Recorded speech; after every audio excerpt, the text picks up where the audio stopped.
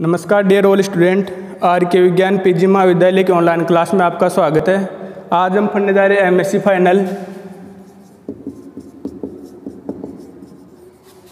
Final paper 8 plant ecology.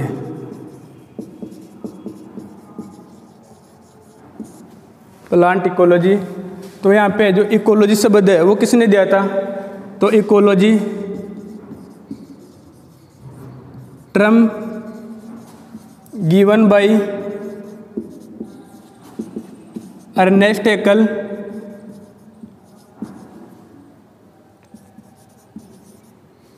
और father of ecology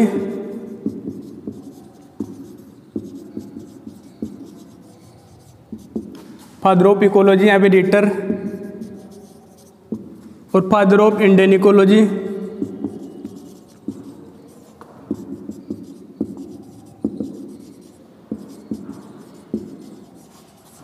यह है professor Ramdev Mishra.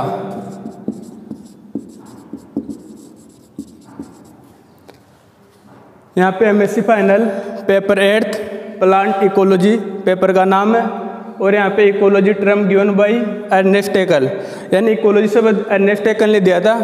Father of ecology है वो रिटर है, लेकिन जो फादर ऑफ इंडियन इकोलॉजी, आपको ऐसे पूछा ना फादर ऑफ इंडियन इकोलॉजी, तो उसके अंदर आंसर प्रोफेसर रामदेव मिश्रा जाएगा। और इकोलॉजी की डेफिनेशन क्या हो जाएगी इसकी? The study of interrelationship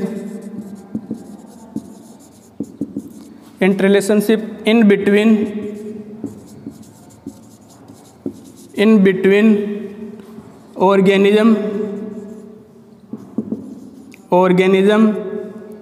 with their environment is called ecology. यानी डेफिनेशन में क्या हो जाएगा? The study of interrelationship in between organism and environment, यानी ऑर्गेनिज्म का एनवायरनमेंट पे क्या इफेक्ट होगा और एनवायरनमेंट का ऑर्गेनिज्म पर क्या इफेक्ट होगा।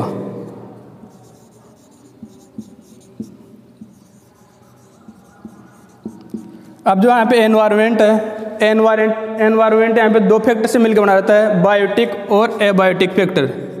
तो जो यहाँ पे जो बायोटिक फैक्टर है वो भी 3 फैक्टर से मिलकर बनाता है। इसके अंदर पहला है प्लांट, दूसरा है एनिमल और तीसरा है माइक्रोब्स। और जो एबायोटिक फैक्टर है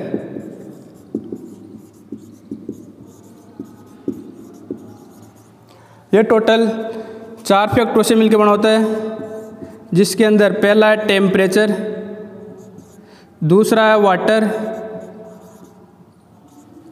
तीसरा है सॉइल और चौथा है यहाँ पे लाइट। यहाँ पे जो 4 फैक्टर है टेम्परेचर, वाटर, सॉइल, लाइट, ये चारों मिलकर तो एबायोटिक फैक्टर का निर्माण करते हैं। प्लांट्स, एनिमल, माइक्रोब्स ये मिलकर बायोटिक फैक्टर का निर्माण करते हैं और बायोटिक और एबायोटिक फैक्टर दोनों मिलकर एनवायरमेंटल का निर्माण करते हैं। तो यहाँ पे जो ऑर्गेनिज्म के ऊपर इन सब फैक्टर का क्या इफेक्ट होगा और ऑर्गेनिज्म का एनवायरमेंटल पे क्या इफेक्ट होगा, इनकी स्टडी इकोलॉजी में की जाती है। तो यहाँ पे एक बार दोबारा देख लीजिए आप, ecology term by Ernest Haeckel, father of ecology Reiter, father of Indian ecology professor Ramdev Mishra. और जो इसकी डेफिनेशन हो जाएगी, the study of interrelationship in between organism with their environmental is called ecology. यानी यहाँ पे एनवायरमेंटल का ऑर्गेनिज्म पे इफेक्ट और ऑर्गेनिज्म का एनवायरमेंटल पे इफेक्ट।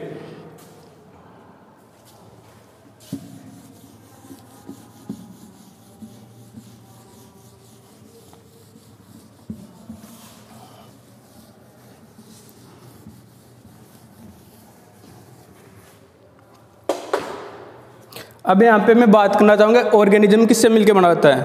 तो आपने जो सेल बायो का पेपर पढ़ा था एमएससी पीडीएस के अंदर पेपर सेकंड, तो जो ऑर्गेनिज्म होता है वो किससे मिलके बना होता है, स्ट्रक्चरल एलिमेंट से। तो यहाँ पे जो स्ट्रक्चरल एलिमेंट है, एलिमेंट वो कौन कौन से है, कार्बन, ऑक्सीजन, नाइट्रोजन, हाइड्रोजन, ये चारों एटम है। और एटम मिलके क्या बनाते हैं, मॉलिक्यूल, और मॉलिक्यूल मिलके सेल बनाते हैं, और सेल मिलके और टिश्यू मिलकर टिश्यू सिस्टम बनता है, और टिश्यू सिस्टम मिलकर ऑर्गन। तो मैं यहाँ पे जो एटम में कौन कौन आ जाएगा, carbon, oxygen, nitrogen, hydrogen. Atom मिलके किसका निर्माण करेंगे, मॉलिक्यूल का। मॉलिक्यूल जैसे यहाँ पे कार्बन और ऑक्सीजन मिलके CO2, और यहाँ पे कार्बन और हाइड्रोजन मिलके CH4 मीथेन, और नाइट्रोजन और हाइड्रोजन मिलके अमोनिया, और हाइड्रोजन और ऑक्सीजन मिलके H2O। ये सब मिलके मॉलिक्यूल बनाएंगे, और मॉलिक्यूल मिलके क्या बनाएंगे, सेल। ग्रुप ऑफ सेल क्या कहलाता है, टिश्यू। सेल मिलके टिश्यू का निर्माण करेगी, और टिश्यू मिलके यहाँ पे ऑर्गन का, और ऑर्गन मिलके ऑर्गन सिस्टम।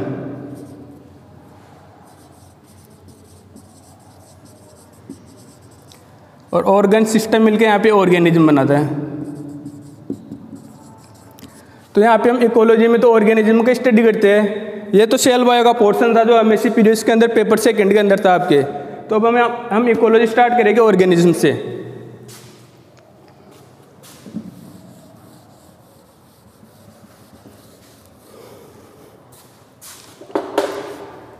ऑर्गेनिज्म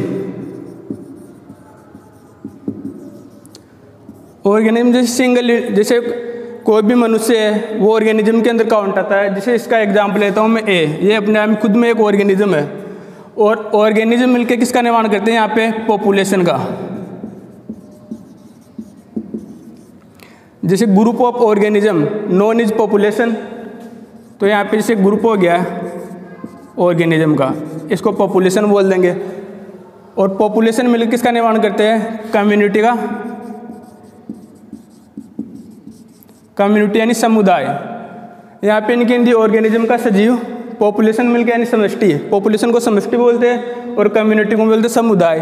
अब जो यहाँ पे समुदाय है, कम्युनिटी, इसके अंदर टोटल बायोटिक फैक्टर आ जाएगा, बायोटिक फैक्टर। तो बायोटिक फैक्टर के अंदर अभी मैंने बात की थी प्लांट, एनिमल और माइक्रोब्स, ये तीनों मिलकर बायोटिक फैक्टर बनाते हैं। और बायोटिक फैक्टर की स्टडी के लिए यहाँ पे कम्युनिटी। तो प्लांट को जैसे मैंने यहाँ पे A-B-C से डिनोट कर दिया, और एनिमल को X, Y, Z से, और माइक्रोब्स को 1, 2, 3 से। तो यहाँ पे जैसे कोई कम्युनिटी है, उसके अंदर प्लांट की स्पीशीज मिलेगी आपको, एनिमल की भी मिलेगी, और माइक्रोब्स मिलेंगे। ये सब मिलके कम्युनिटी का निर्माण करते हैं। और कम्युनिटी मिलके इकोसिस्टम का निर्माण करती है, इकोसिस्टम। अब इकोसिस्टम के अंदर यहाँ पे बायोटिक और एबायोटिक फैक्टर दोनों आते हैं। बायोटिक फैक्टर, बायोटिक फैक्टर और एबायोटिक फैक्टर।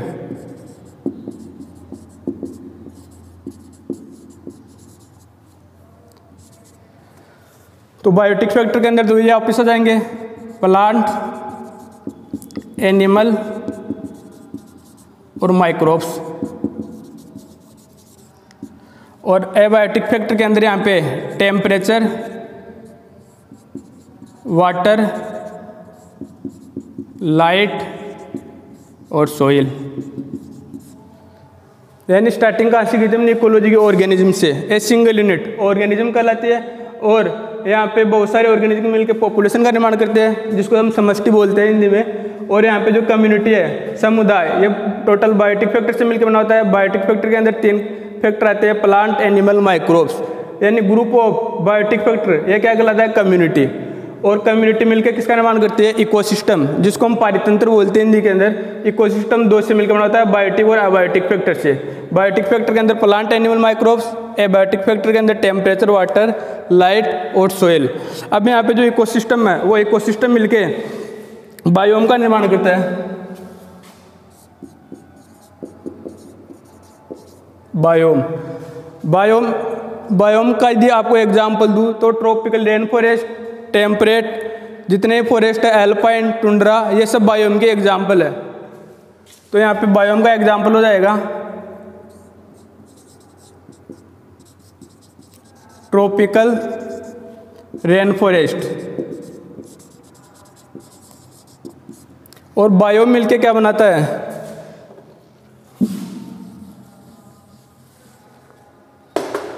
लैंडस्केप।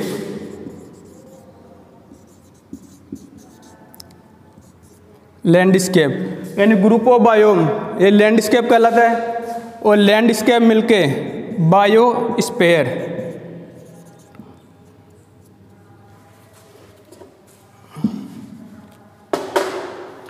बायोस्फीयर। अब यहाँ पे आप लैंडस्केप का एग्जाम्पल लेना चाहो तो इंडिया, जैसे इंडिया लैंडस्केप के अंदर आता है, और बायोस्फीयर इसके अंदर पूरी अर्थ आ जाती है, पृथ्वी।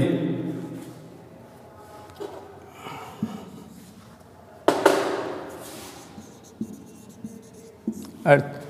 तो यहाँ पे जैसे ऑर्गेनिज्म मिलके पॉपुलेशन मिलके कम्युनिटी मिलके इकोसिस्टम मिलके बायोम के अंदर एग्जाम्पल है ट्रॉपिकल रेन फॉरेस्ट, टेम्परेट, जितने भी अपने फॉरेस्ट है वो बायोम के अंदर आते हैं। और बहुत सारे बायोम मिलके लैंडस्केप का निर्माण करते हैं। इसका मैंने एग्जाम्पल इंडिया, तो इंडिया में यहाँ पे सभी प्रकार के फॉरेस्ट पाए जाते हैं, tropical rain forest, tropical deciduous, temperate, conifers, alpine, सब प्रकार के फॉरेस्ट पाए जाते हैं इंडिया के अंदर। तो इंडिया एक लैंडस्केप के अंदर आ जाएगा। और बायोस्फीयर, जिसको हिंदी में जैवमंडल बोलते हैं, इसके अंदर यानी पूरी अर्थ आ जाती है, जितनी भी कंट्री है वो अर्थ के अंदर आती है।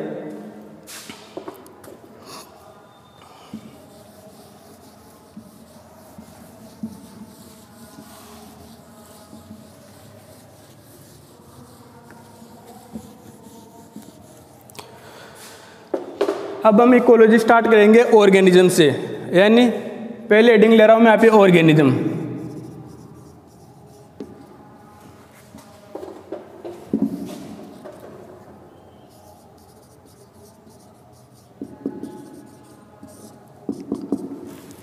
ऑर्गेनिज्म कैसा हो सकता है, ऑर्गेनिज्म यूनिसेलुलर भी हो सकता है, मल्टीसेलुलर भी हो सकता है, स्मॉल छोटा भी हो सकता है और लार्ज भी हो सकता है।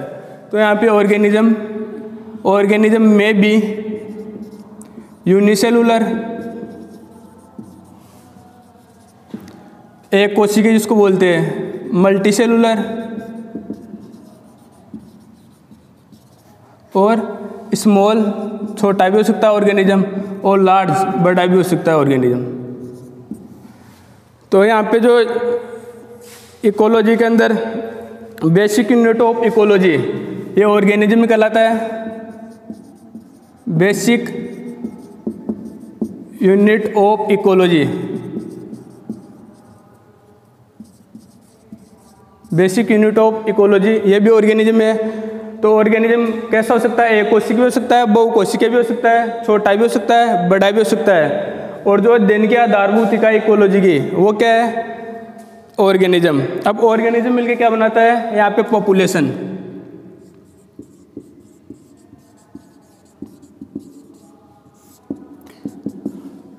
तो पॉपुलेशन, ग्रुप ऑफ ऑर्गेनिज्म, ये क्या कहलाती है, पॉपुलेशन। जैसे एग्जांपल मैंने दिया था यहाँ पे ए, जैसे group of human non is population, इसको भी आप पॉपुलेशन बोल सकते हो। ग्रुप ऑफ एनिमल्स, ये भी पॉपुलेशन के अंदर आता है। और यहाँ पे जो हम आगे बात करना चाह रहे हैं पॉपुलेशन के बारे में, बेसिक यूनिट ऑफ इकोलॉजी, ये भी इसके अंदर पॉपुलेशन के अंदर आता है। अब पॉपुलेशन ग्रुप ऑफ, इसकी डेफिनेशन पूछता है आपको, डेफिनेशन कैसे लिखनी है, group of individual A same species living in particular area and particular time. तो डेफिनेशन क्या हो जाएगी इसकी पॉपुलेशन की, group of individual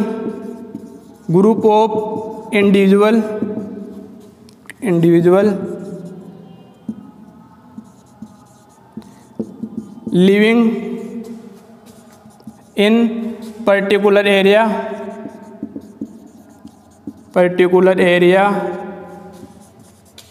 and particular time,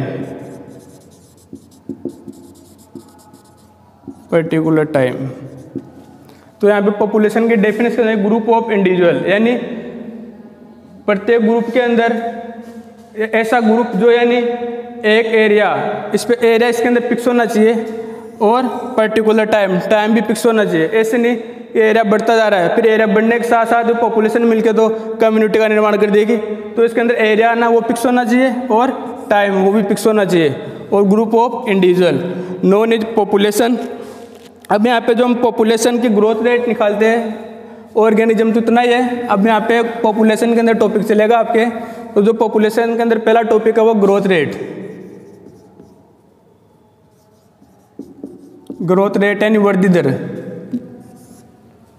जो ग्रोथ रेट निकालने का फॉर्मूला है वो है final minus initial upon time.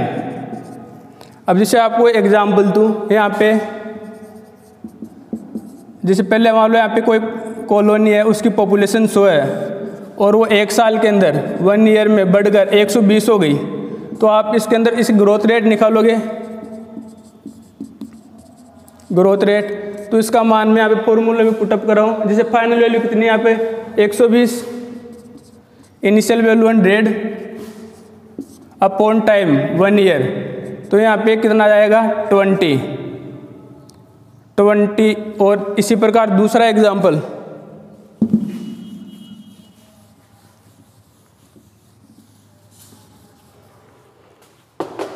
दूसरे एग्जाम्पल के अंदर से मान लो यहाँ पे दूसरी कोई कम्युनिटी समुदाय है जिसके अंदर पॉपुलेशन 1000 है, वो भी 1 ईयर के अंदर बढ़कर 1020 हो जाती है, तो इसकी ग्रोथ रेट कितनी आएगी? ग्रोथ रेट यहाँ पे 1020 माइनस 1000 अपॉन टाइम, इसमें भी 1 ईयर ही है, तो यहाँ पे 20 आ गई। तो अब आप पता कैसे लगाओगे यहाँ पे कहाँ पे ग्रोथ रेट ज़्यादा है?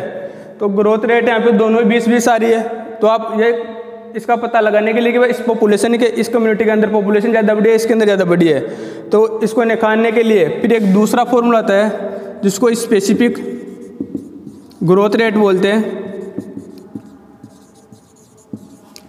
इस फॉर्मूले के अंदर ग्रोथ रेट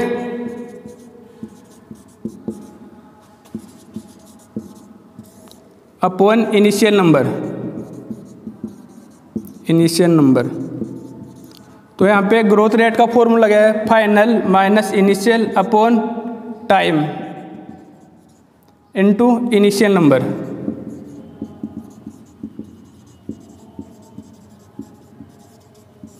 अब इसी फॉर्मूले से आप इन दोनों की वैल्यू दोबारा निकालो। इसे पहला है तो इसकी वैल्यू कितनी हो जाएगी? Final 120 initial 100 upon time 1 year into initial number, प्रारंभिक नंबर कितना था यहाँ पे 100, तो ये कितना हो जाएगा 20 अपॉन 100, तो इसकी वैल्यू हो जाएगी 0.2। और इसी प्रकार दूसरे की यहाँ पे कितना है? Final 1020 minus 1000 upon time 1 year into initial number, तो यहाँ पे इनिशियल नंबर कितना है? 1000, तो यहाँ पे वैल्यू कितनी हो जाएगी? 20 अपॉन 1000, तो यहाँ पे कितना हो जाएगा? 0.002। तो आप ऐसे बोल सकते हो कि यहाँ पे जो पॉपुलेशन है उसकी ग्रोथ रेट कम हुई है और इसकी ग्रोथ रेट ज़्यादा है, तो ग्रोथ रेट निकालने के लिए normal formula final minus initial upon time. इसके मैंने एग्जाम्पल दिया, 2 अलग अलग कम्युनिटी है। पहली कम्युनिटी के अंदर 100 मेंबर है और वो 1 साल के अंदर बढ़कर 120 हो गए, तो इसकी ग्रोथ रेट कितनी हो जाएगी? 120 माइनस 100 अपॉन टाइम 1 ईयर, तो यहाँ पे 20 जाएगी। और दूसरी कम्युनिटी है उसके अंदर नंबर इनिशियल कितने 1000 और 1 साल के अंदर बढ़ के 1020 हो गए, तो इसकी ग्रोथ रेट भी 20 आ गई। तो आप जो ग्रोथ रेट है इस फॉर्मूले से यानी ये पता नहीं लगा पा रहे हो कि कौन सी कम्युनिटी के अंदर नंबर ज़्यादा इंक्रीज हुए है, तो उसके लिए स्पेसिफिक ग्रोथ रेट निकालनी पड़ेगी आपको। तो स्पेसिफिक ग्रोथ रेट का फॉर्मूला है growth rate upon initial number. और यहाँ पे मैंने ग्रोथ रेट का वही फॉर्मूला वापस रख दिया, final minus initial into time into initial number. इसके अकॉर्डिंग जब आपने स्पेसिफिक ग्रोथ रेट पहली कम्युनिटी की निकाली तो यहाँ पे कितनी आ जाएगी 120 माइनस 100 इनटू टाइम, तो टाइम कितना हो जाएगा यहाँ पे 1 और इनिशियल नंबर कितना है पहली कम्युनिटी का 100, तो इसके अकॉर्डिंग जैसे 10 से 10 कट के 0.2 आ जाएगा। तो दूसरी कम्युनिटी है इसके अंदर इनिशियल नंबर कितने हैं 1000 और 1 साल के अंदर बड़ी कितनी होगी 1020, तो 1020 फाइनल वैल्यू कितनी हो जाएगी यहाँ पे 1020, इनिशियल वैल्यू कितनी हो जाएगी 1000 इंटू अपॉन टाइम, तो टाइम कितना है यहाँ पे 1 ईयर इंटू इनिशियल नंबर। यहाँ पे दूसरी जो कम्युनिटी है उसका इनिशियल नंबर 1000 है, तो यहाँ पे जो स्पेसिफिक ग्रोथ रेट है वो 0.2, तो 0.2 ज़्यादा है और 0.02 कम है।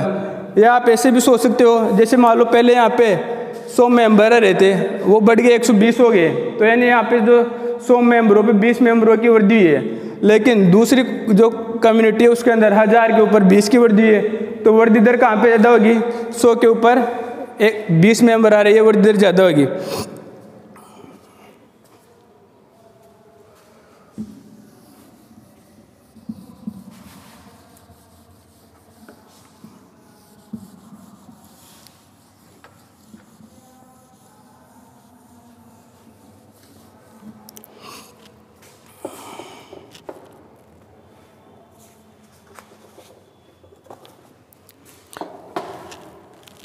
अभी यहीं पे अगला टॉपिक है डिस्ट्रीब्यूशन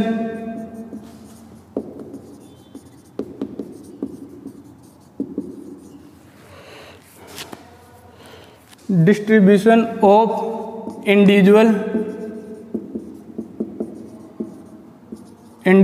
इन पॉपुलेशन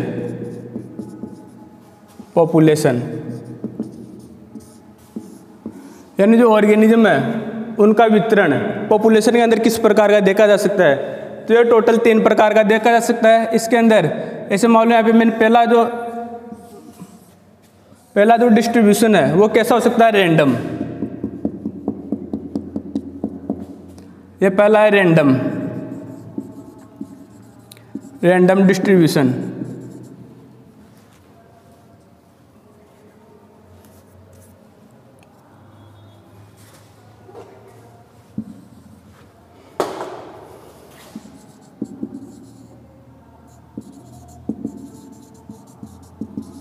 और दूसरा डिस्ट्रीब्यूशन है वो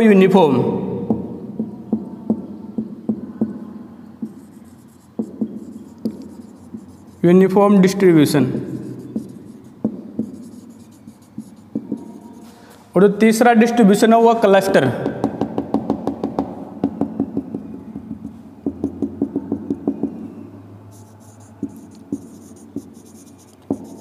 डिस्ट्रीब्यूशन।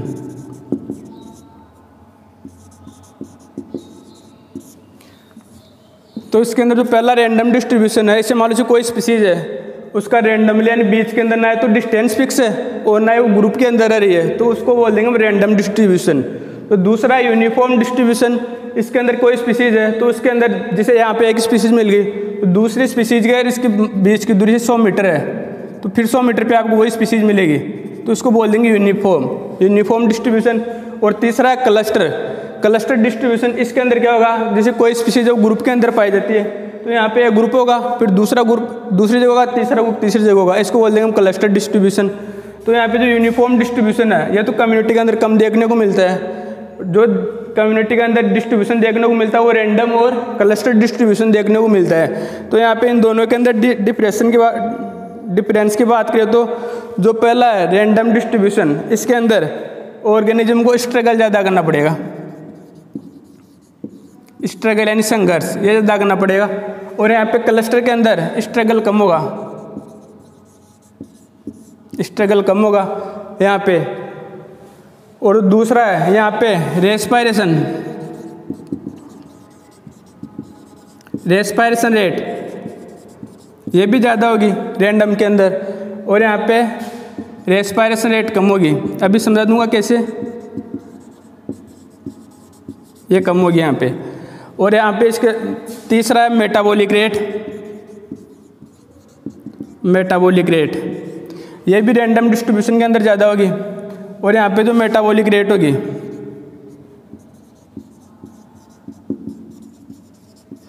वो कम होगी। इसी के साथ चौथा अंतर इन दोनों के मध्य, यहाँ पे है ना जो रिप्रोडक्शन होगा वो कम होगा, या पहले से ऐसे यहाँ पे है ना पास्ट मोशन होगा, पहले पास्ट मोशन, और यहाँ पे होगा वो स्लो मोशन होगा। यहाँ पे रिप्रोडक्शन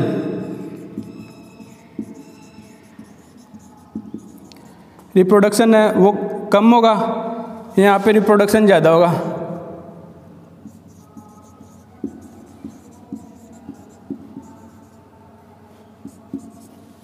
यहाँ पे रिप्रोडक्शन कम होगा तो यहाँ पे जो ग्रोथ रेट होगी वो केस सिलेक्टेड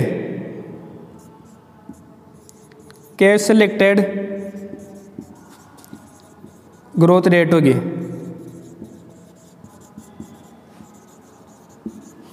और यहाँ पे जो ग्रोथ रेट होगी वो कौन सी होगी, आर सिलेक्टेड ग्रोथ रेट। ये इनके अंदर डिफरेंस है। इन डिफरेंस को भी मैं समझा रहा हूँ, 1 मिनट आप बोर्ड के ऊपर ध्यान रखिए। यहाँ पे फूड सर्चिंग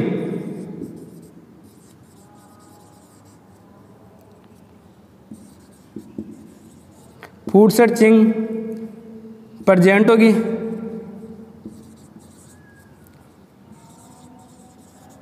यहाँ पे फूड सर्चिंग एब्सेंट तो नहीं बोल सकते लेकिन कम होगी।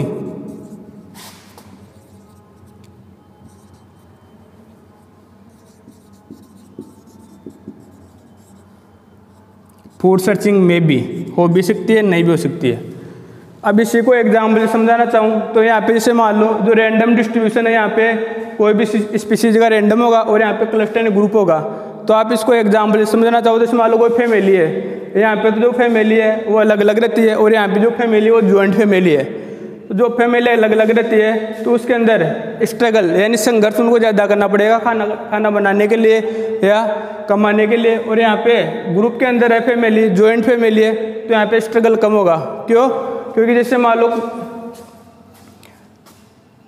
कोई फादर है, उसके 4 सन हैं, यदि चारों अलग अलग रहते हैं तो चारों काम अलग अलग करना पड़ेगा, और चारों यदि ग्रुप के अंदर रहते हैं तो वहाँ पे काम आपस में बढ़ जाता है एक दूसरे में। तो यहाँ पे संघर्ष ज़्यादा होगा, यहाँ पे संघर्ष कम होगा। यदि संघर्ष ज़्यादा होगा तो रेस्पिरेशन रेट श्वसन दर वो भी ज़्यादा होगी, और यहाँ पे श्वसन दर कम होगी। जो रेस्पिरेशन रेट है वही मिलके आगे जाके आप मेटाबॉलिक रेट बोल सकते हो, इसको उपापचय दर बोलते हैं। यदि रेस्पिरेशन ज़्यादा होगा तो उपापचय दर भी ज़्यादा होगी, और यदि रेस्पिरेशन कम होगा तो उपापचय दर भी कम होगी। फास्ट मोशन, यहाँ पे जो फूड सर्चिंग होगी, फूड सर्चिंग प्रेजेंट है रैंडम डिस्ट्रीब्यूशन के अंदर, तो भोजन सर्च करने के लिए यहाँ पे मोशन यानी गति ज़्यादा होगी, और इधर फूड सर्चिंग नहीं है या मे भी हो भी सकती है, तो वहाँ पे मोशन होगा वो स्लो होगा। और यहाँ पे रिप्रोडक्शन कम होगा। क्यों? क्योंकि यहाँ पे रैंडम डिस्ट्रीब्यूशन है, स्पीसीज अलग अलग स्पीसीज है ना दूर दूर मिल रही है यहाँ पे, और यहाँ पे स्पीसीज है ना ग्रुप के अंदर मिल रही है, तो यहाँ पे रिप्रोडक्शन ज़्यादा होगा। जहाँ पे रिप्रोडक्शन कम होगा वहाँ पे के सिलेक्टेड ग्रोथ रेट होती है, और जहाँ पे रिप्रोडक्शन ज़्यादा होता है वहाँ पे आर सिलेक्टेड ग्रोथ रेट होती है। आर का मतलब यहाँ पे रिप्रोडक्शन और आर सिलेक्टेड ग्रोथ। और यहाँ पे फूड सर्चिंग होगी, क्योंकि यहाँ पे सब अलग अलग रह रहे हैं तो सबको अपना अपना भोजन स्वयं सर्च करना पड़ेगा। और लेकिन यहाँ पे क्लस्टर ग्रुप के अंदर रह रहे हैं, तो ऐसे मान लो से एक काम भी नहीं करा, अभी एक काम नहीं करा तो इन तीन के साथ मिलके है ना वो अपना खर्चा चला सकता है। इसीलिए यहाँ पे है ना जो फूड सर्चिंग में भी हो भी सकती है, नहीं भी हो सकती है। इनमें यदि 10 दिन के लिए भी कुछ काम नहीं करेगा तो यहाँ पे कोई सिचुएशन कंडीशन कोई भी कंडीशन यहाँ पे नहीं होगी। लेकिन यहाँ पे यदि मान लो फूड सर्चिंग नहीं होगी तो अगले दिन है ना यहाँ पे स्ट्रगल बढ़ जाएगा, यहाँ पे स्ट्रगल कम होगा। यहाँ पे आप इसका स्क्रीनशॉट ले लीजिए एक बार, कॉपी लेके साथ साथ लिखते रहे इनको।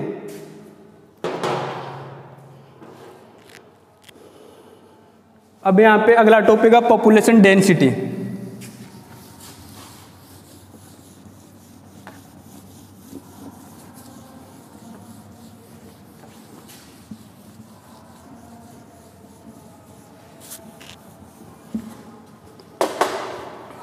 Population density.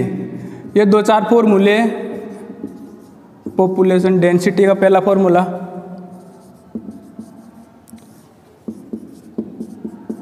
पॉपुलेशन डेंसिटी किसको कहते हैं? 1 वर्ग किलोमीटर एरिया के अंदर रहने वाली पॉपुलेशन डेंसिटी कहलाती है। तो पॉपुलेशन डेंसिटी का हमें फॉर्मूला क्या हो जाएगा? नंबर ऑफ पर्सन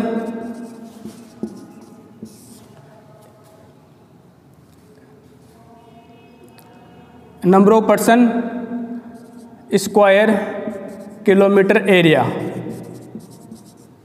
यानी 1 किलोमीटर एरिया या 1 वर्ग किलोमीटर एरिया के अंदर जितने भी पर्सन रहते हैं उनका घनत्व क्या कहलाता है? Population density. और जो दूसरी टर्म है वो बर्थ रेट, जन्म दर। बर्थ रेट, जन्म दर, इसको नेटिलिटी भी बोलते हैं। बर्थ रेट किसको बोलते हैं? इसकी जो फॉर्मूला है बर्थ रेट का, तो बर्थ रेट का फॉर्मूला क्या हो जाएगा? यहाँ पे number of birth rate per year upon estimated number mid year population, यानी number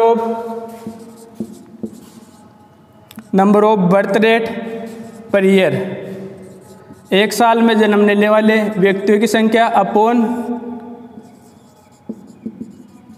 estimated mid year population. ये बर्थ रेट का फॉर्मूला है, यानी 1 साल के अंदर कितने जन्म ले रहे हैं, और यहाँ पे अनुमानित जो मध्यम वर्ष की जनसंख्या वो ये बर्थ रेट कहलाती है। और दूसरा है यहाँ पे डेथ रेट। डेथ रेट को बोलते हैं मोर्टिलिटी। तो डेथ रेट का फॉर्मूला जाएगा नंबर ऑफ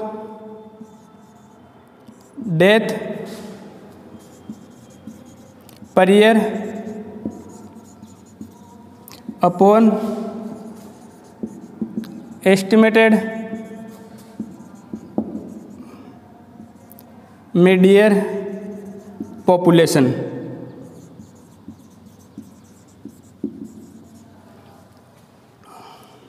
यहाँ पे 3 फॉर्मूले हैं। पहला पॉपुलेशन डेंसिटी का, तो पॉपुलेशन डेंसिटी की डेफिनेशन क्या हो जाएगी?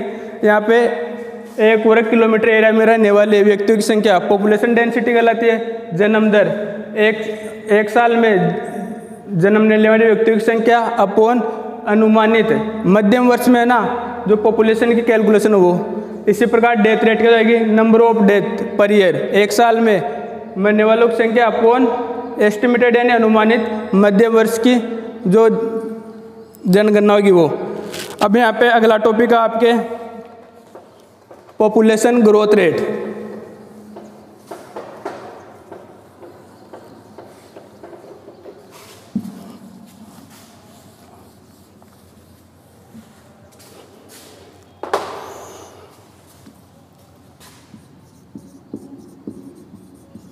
पॉपुलेशन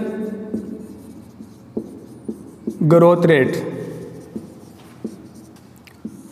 जो पॉपुलेशन ग्रोथ रेट है यानी समष्टि वृद्धि दर, इसको टोटल 4 फैक्टर प्रभावित करते हैं। पहला तो यहाँ पे जाएगा बर्थ रेट जिसको क्या बोलते हैं हम? नेटिलिटी। और दूसरा इसके अंदर डेथ रेट जिसको मोर्टिलिटी। और तीसरा इमाइग्रेशन। इमाइग्रेशन मतलब आवागमन, कितने आ रहे हैं। और चौथा है इमाइग्रेशन, कितने जा रहे हैं। ये चारों फैक्टर मिलके पॉपुलेशन ग्रोथ रेट को प्रभावित करते हैं। इसके अलावा एक फैक्टर और है एज या जिसको सेक्स स्ट्रक्चर बोलते हैं।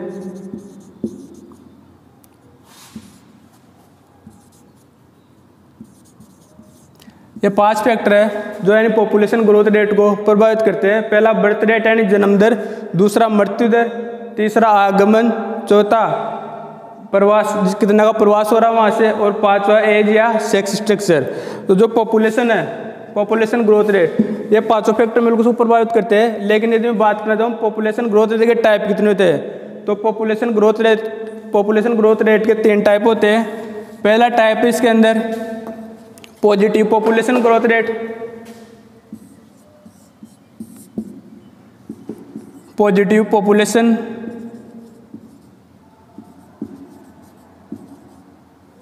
ग्रोथ रेट, और दूसरा है नेगेटिव पॉपुलेशन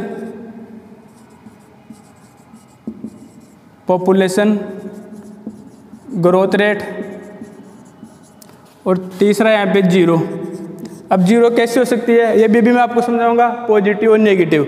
अब कोई भी पॉपुलेशन है वो पॉजिटिव कब होगी, जब उसके अंदर यानी जन्म दर ज़्यादा है, बर्थ रेट, या फिर वहाँ पे दूसरे से मान लो इंडिया है, इंडिया है तो यहाँ पे इंडिया की जो पॉपुलेशन ग्रोथ रेट है उसको टोटल 4 फैक्टर प्रोवाइड करते हैं। पहला यहाँ पे बर्थ रेट जिसको नेटिलिटी बोलते हैं,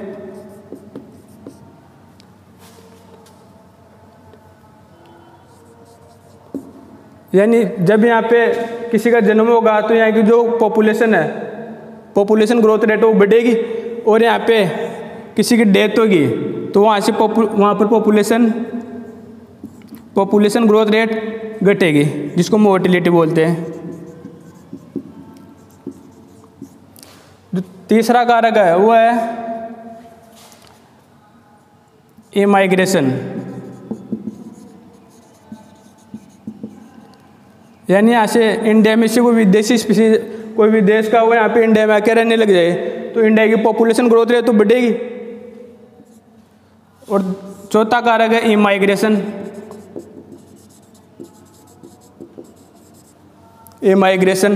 यदि यहाँ से इंडिया से कोई विदेश में जाके रहने लग जाए तो यहाँ की इंडिया की पॉपुलेशन ग्रोथ रेट वो कम होगी। तो टोटल 2 फैक्टर है जो तो पॉपुलेशन ग्रोथ को बढ़ा रहे हैं, पहला बर्थ रेट और दूसरा इमाइग्रेशन, यानी जन्म दर, और यहाँ पे कोई आ रहा है तो वो पॉपुलेशन ग्रोथ रेट बढ़ जाएगी इंडिया की, और यदि इंडिया से कोई जा रहा है या फिर किसी की डेथ हो रही है तो पॉपुलेशन ग्रोथ रेट घट जाएगी। तो यहाँ पे पॉजिटिव पॉपुलेशन ग्रोथ रेट वो कौन कौन सा कारक प्रभावित कर रहा है, एक तो बर्थ रेट जिसको नेटिलिटी बोलते हैं, और दूसरा कारक है वो क्या है यहाँ पे इमाइग्रेशन। ये दोनों तो पॉपुलेशन को बढ़ा रहे हैं, पॉपुलेशन ग्रोथ रेट को, बर्थ रेट और इमाइग्रेशन, और दूसरे 2 फैक्टर है इमाइग्रेशन और डेथ रेट या मोर्टिलिटी, ये दोनों फैक्टर ये पॉपुलेशन ग्रोथ रेट को कम करे। तो यहाँ पे नेगेटिव पॉपुलेशन ग्रोथ रेट कैसे आएगी, डेथ रेट ज़्यादा होगी जिसको बोलते हैं मोर्टिलिटी,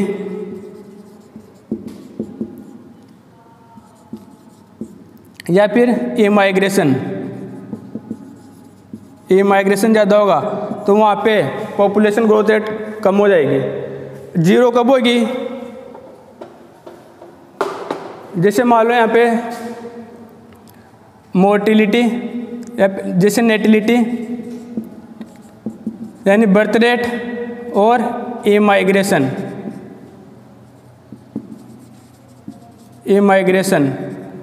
ये दोनों बराबर हो जाए किसके, मोर्टिलिटी प्लस इमाइग्रेशन, इन दोनों के बराबर हो जाए। यानी जितना यहाँ पे जैसे जितनों का जन्म हो रहा है उतनी डेथ रेट हो रही है, और जितने विदेश से आ रहे हैं उतने देश से जा रहे हैं, तो उस कंडीशन के अंदर जो पॉपुलेशन ग्रोथ रेट होगी वो जीरो होगी। कैसे, जितनों का जन्म हो रहा है उतनी तो डेथ हो रही है यहाँ पे, और जितने विदेश से आ रहे हैं उतने देश से जा रहे हैं, तो उस कंडीशन के अंदर जो ग्रोथ रेट होगी वो जीरो होगी। यहाँ पे जो पॉपुलेशन ग्रोथ रेट है वो पॉजिटिव नेगेटिव जीरो हो सकती है, लेकिन ग्रोथ रेट कभी भी नेगेटिव नहीं होती है। Growth rate always positive, growth rate always मे